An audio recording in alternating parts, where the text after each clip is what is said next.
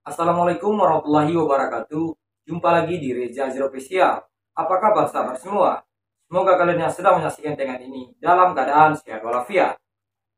Dalam tayangan kali ini kita akan berbagi informasi siaran FTH pada satelit Telkom 4 terbaru 2023. Yang mana di sini frekuensi siaran Indosiar SCTV, RTV dan Metro TV tidak ada sinyal pada receiver lama ataupun MPEG 2.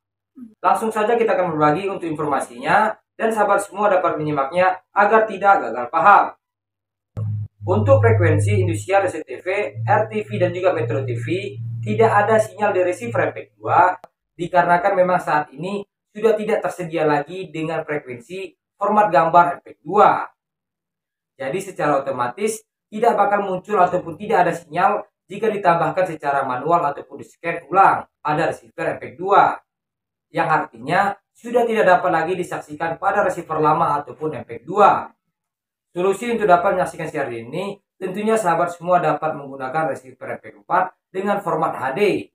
Tidak semua siaran pindah ya ataupun tidak dapat disaksikan lagi, dan pengguna receiver lama masih dapat menyaksikan siaran FTA lainnya pada satelit Telkom 4 seperti Trans 7, Trans TV, Antv, TV One dan juga Net TV yang masih kita dapat saksikan secara FTA. Namun tidak kemungkinan siaran ini juga akan meningkatkan kualitasnya menjadi MPEG 4 saja. Dan untuk sahabat semua yang ingin menyaksikan Indosiar CTV, Metro TV dan RTV tentunya harus menggunakan receiver MPEG 4 berformat HD agar dapat menyaksikan siaran ini secara FTA. Dan tidak hanya siaran ini saja, banyak siaran FTA pada satelit Telkom 4 yang tersedia jika kita menggunakan receiver dengan format HD ataupun MPEG 4. Baik sahabat semua, semoga informasi ini dapat bermanfaat buat kita semua dan tidak gagal paham. Yang mana ini adalah pertanyaan yang paling sering ditanyakan sahabat Reza Azra Official. Jumpa lagi di tayangan selanjutnya. Assalamualaikum warahmatullahi wabarakatuh.